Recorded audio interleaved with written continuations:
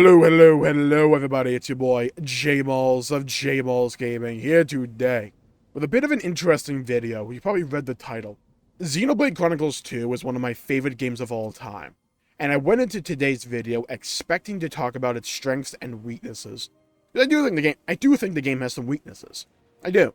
But over time, when I started recording this video and I started just really talking about why I love this game so much, the discussion kind of pivoted from an analysis of the game as a whole, and it kind of pivoted more towards a discussion about why the game resonated so strongly with me, and what I really love about the game's story overall.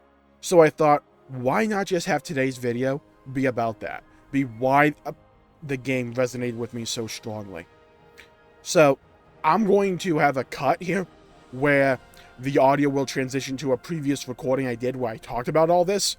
Just understand that when I originally made that recording, I had intended that to be a discussion about the game's strengths and weaknesses, but over time it just kind of pivoted to what I thought the themes were, what I kind of discovered about Xenoblade Chronicles 2 over the years. Because I haven't really ever stopped thinking about this game, and I've always kind of like uncovered a little something new to analyze or at least think about.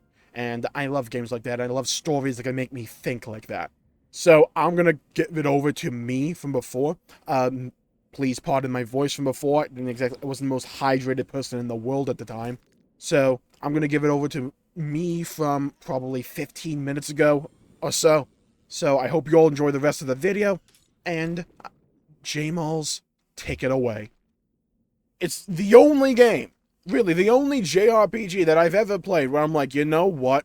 I want 100% this. This was the first game. Like, outside of, like, maybe Nier Automata. Or Replicant. Like, outside of Nier. This is really the first game where I'm like, you know what? I'm gonna drop 200 hours in this game. I'm gonna get every freaking blade. Even though it's a gacha roll. Just because I want to play more of this game.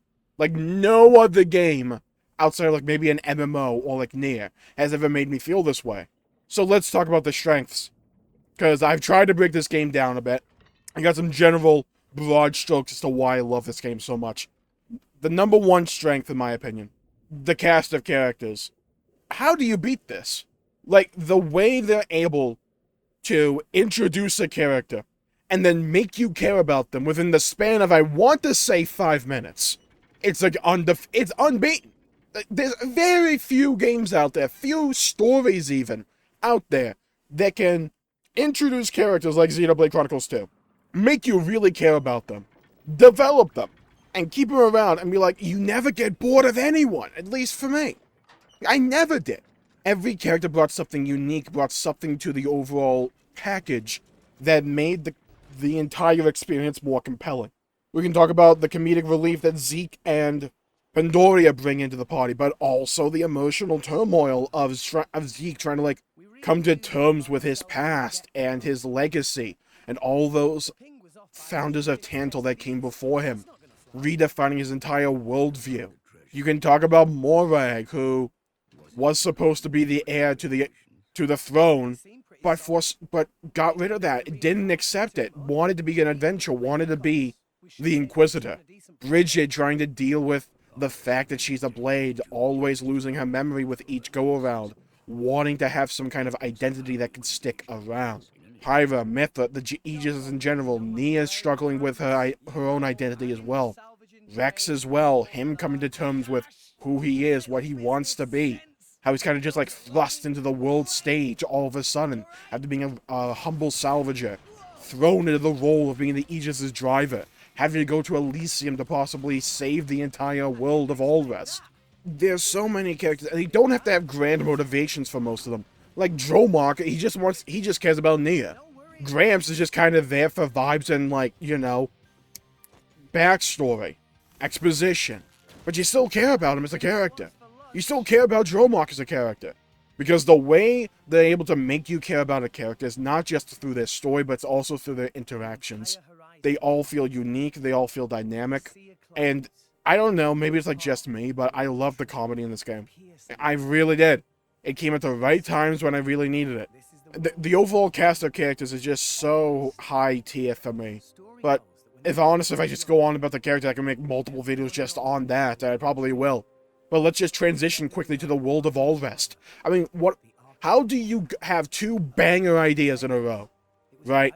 Like, excluding X, because that's also great, but with Xenoblade 1 and 2, 1, you have the Bionis and the Mechonis, two dueling behemoths that all of civilization grow upon and cling to like bacteria. It's such a cool aesthetic, such a cool world to build. How do you top that? Well, let's just have giant freaking kaiju monsters that just inhabit a place called the Cloud Sea, and all of civilization is predicated and built on these various titans. It's such a cool visual when you're exploring these different areas, as you just see the hulking frames just engulf the horizon. Gormott by itself is just so beautiful with how they're able to use color. The entire sense of scale with Xenoblade Chronicles 2 makes this entire world feel immersive. It makes you want to explore it, explore each of these titans. Like, how do these people live? Like, how do these titans interact with one another? It gives each world, each zone, personality. And it's so hard to pull that off. And then you accompany all of that with the music. Do you remember going to Gormott for the first time and the song playing? I do. The soundtrack overall is so immersive. Drifting Soul. One Last You. One Last You. Oh my god, the ending song is so good. By the way, I will be mentioning spoilers throughout. I'm not going to go in, like, every bullet point of them, but I will be mentioning some key spoilers. But, like, the ending song, just combined with the ending, is so good. Again, one of Xenoblade Chronicles' best strengths, one of its greatest highs, is how they're able to incorporate music into the overall game experience, to temper your emotions, to play with your emotions, to properly pace the story. They're able to do that in such a compelling fashion that elevates each scene to a greater height than it would be with just generic music. Like, that's the power of music in a storytelling environment, and one of the reasons that I love Xenoblade as a whole is because they understand that concept. They understand art design, how to make you care about the world by just looking at it, and how to bring it all together with a wonderful cast of characters, where despite having these large, dynamic, extravagant world designs, it's still a character-driven story at the end of the day. Because despite how good all these worlds are, the characters are just another level above. And it helps because, in my opinion, Xenoblade 2 has the best antagonists. Jin by himself is still one of my favorite characters of any game ever. I absolutely adore that dude's story. The emotional turmoil he went through. Everything he tried to do, everything he thought he could do that was right. His anger, his own personal little justifications. Especially when you take Torn of the Golden Country, that DLC, into account as well. He's easily one of my favorite characters. Then you have Malos, who was, who became corrupted by Amalthus's hatred, his pessimism, his nihilism, became corrupted by all of that. It's a good analogy. It's like a good little storyline right there, about how the environments that someone is raised in can shape them and shape their worldview and their outlook on stuff. It's a really cool story and how they're able to tackle that. Again, Jin probably just deserves his own video as well, but if I had to say Xenoblade Chronicles 2 in any one word, like sum it up, it would be scale. The world is massive, and these titans just feel so good to explore. It helps with your immersion. The music's so encompassing and overwhelming, and its emotion and its contribution to the scene. The characters are larger than life, and the story itself is extremely well paced, for the most part, in my opinion. I feel there's a couple of sections relatively early on, primarily, where I'm like, okay, does this have to be in a main story quest? Could it not be relegated to a side quest? Like, take for example, that one bit with when those, like, Gormati kids, like, steal Rock's core crystal. It just does kind of, like, break the pacing up a little bit. Like, I understand why they did it. I understand that it's important. I'm just saying it might have been better received or better executed if it was a side quest by itself. It does just kind of feel like they said, hey, we kind of just want to bring Rock's core crystal into the main story. Let's just do it like that. I still think it's a good story to tell, but it's just little moments like that where I'm like, yes, Xenoblade Chronicles 2 has its faults. It has its problems, and some of them are really big. But those positives are so engrossing that at the end of the day, I just don't care about the negatives. I really don't. But you want to know the funny thing about Xenoblade Chronicles 2? The funny thing is that despite the fact that it's one of my favorite games I've ever played, one of my favorite stories that I've ever experienced, I could never really nail down what the theme was, and I don't know why I couldn't.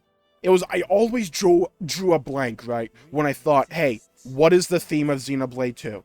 Because for Xenoblade 1, I say, hey, it's about taking the future into your own hands and forsaking what destiny or fate really have to offer you and making your own. Xenoblade Chronicles 3 is about escaping this perpetual now and being willing to step into the future despite the fact that it's an unknown. I could never give you a summation like that for 2, like I did with 1 or 3 or for a lot of other games. I could never do it with 2, and I couldn't understand why.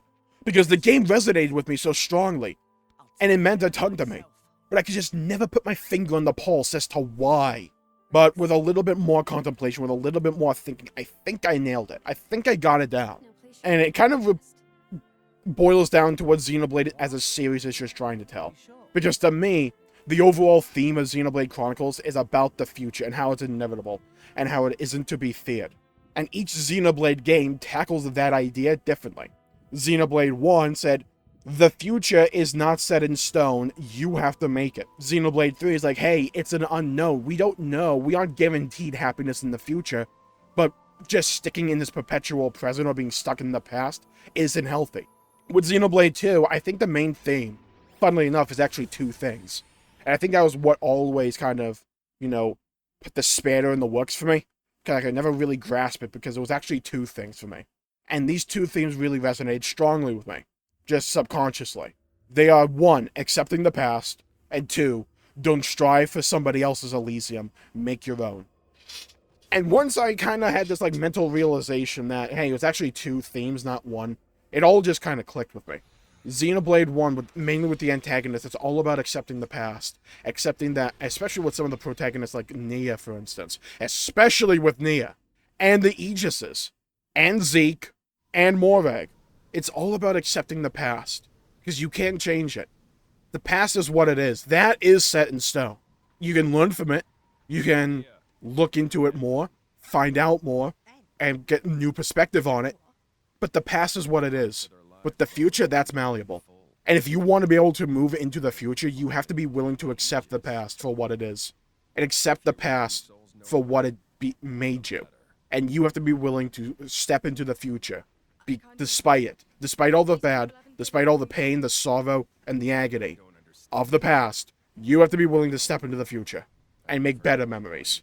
And for that other theme, don't strive for somebody else's Elysium, make your own. Hell, the entire objective of the game is that Vex and Pyra want to get to Elysium. Pyra wants to get there in the beginning because she wants to die. Vex wants to get there to save the world. And what they realize, I think, at the end, when they get to Elysium and they realize, hey, this is a wasteland. This isn't what we thought it would be. This is not anybody's savior. What they realize in, especially the last chapter, in chapter 10, is that you can't strive for somebody else's Elysium. You can't strive for Malthus's Elysium or just for this light ascended from the heavens that will come down and save you. No. If you want an Elysium, if you want a paradise, you have to be willing to work for it. You have to be willing to create it with your own 2 hands. Because that paradise, that Elysium, that dream that you want to achieve, it's not going to be gifted to you. It never will be gifted to you. If you want a paradise of your own making, you have to be the one to make it. Like how, hey, Elysium in-game, it was ruined. It was a mirage the entire time. How did they actually create Elysium? They had to be willing to sacrifice the conduit. They had to be willing to possibly sacrifice themselves and put the work in to save the world and create this new world that they inhabit at the end of the game. They had to make that. The architect couldn't do it for them. They had to do that themselves, through their own effort, through their own tears, through their own blood, through their own collective effort, because they could not do it alone. And that was and if you honestly want to say Xenoblade 2 has 3 themes, this could be the 3rd one. You can't do it alone. And sure, friendship is power. Sure, some people will say it's overused. But for me, a lot of times, it's not that the theme is overused, it's that the way it's used is overused. And to me, the way Xenoblade 2 tackles the idea of, hey, if you want to achieve this, like, world peace, you want to achieve a better world, you can't do it alone. It has to be a collective effort. It has to be. I think that means something. I think it's a valuable lesson to learn. Now, I have so many other things to talk about with Xenoblade 2. So many others. And honestly, I feel like this video has kind of changed from just being about the strengths and weaknesses of Xenoblade 2, and more about, like, what Xenoblade 2 meant to me. And, like, what I realized Xenoblade 2 is meant to me all this time. Is that it isn't just a JRPG. It isn't just a game that's meant to tell a generic story about camaraderie or whatever. It's a story that has meaning. Like all of Xenoblade. It really does. It's just which game's meaning resonates with you the most. And for me, 2's resonated with me the most. Because I've had dreams. They haven't always come to fruition. But you can't give up. You really can't. You have to be willing to put one step in front of the other. 1 foot more. 1 step more. An inch at a time. Because at the end of the day, all those little inches, they'll add up. Eventually. And at the end of the day, at the end of each day, if all you can do is look back at the effort you put in, and you can be proud of that, I think that means something. And I think that's what Xenoblade 2 taught me. What Xenoblade 2 means to me. So yeah, I think I'll call the video there for the day. Thank you all for tuning in. My pleasure making the video. If you enjoyed it, please leave a comment down below with your favorite aspect of Xenoblade Chronicles 2. Let me know. Thank you all for tuning in. Stay safe with everybody. Have a great day. And while you're down there, please leave a like and subscribe. It really helps the channel out and helps support future content, and I greatly appreciate it. Stay safe with everybody. Have a great day, and I'll see you all next time. Bye-bye, everybody.